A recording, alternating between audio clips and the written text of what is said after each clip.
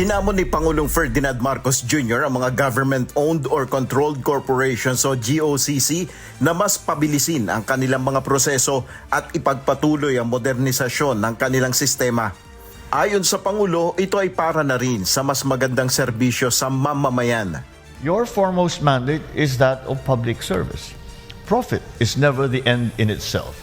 It is just a means to better serve our people.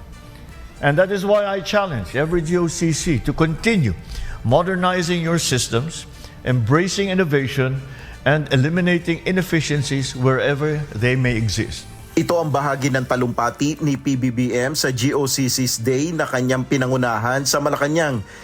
Sa taong 2026, aabot sa 147.15 billion pesos ang idineklarang kabuang dibidendo ng 50 GOCCs. 140 billion pesos dito ay nakolekta na ng pamahalaan. Ayon kay Pangulong Marcos, malaking tulong ang koleksyon na ito para makapagtayo ng dagdag na silid-aralan, tahanan para sa pamilyang Pilipino at farm-to-market roads. These are resources that can build nearly 40,000 classrooms for children, provide around 165,000 homes for Filipino families, construct roughly 8,700 to 9,300 kilometers of farm-to-market roads that connect our farmers and fisherfolk to their markets.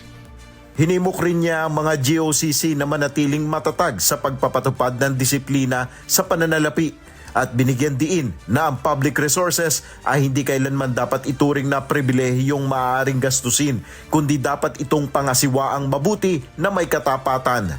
Nel Maribuhok, humahataw sa balita ngayon.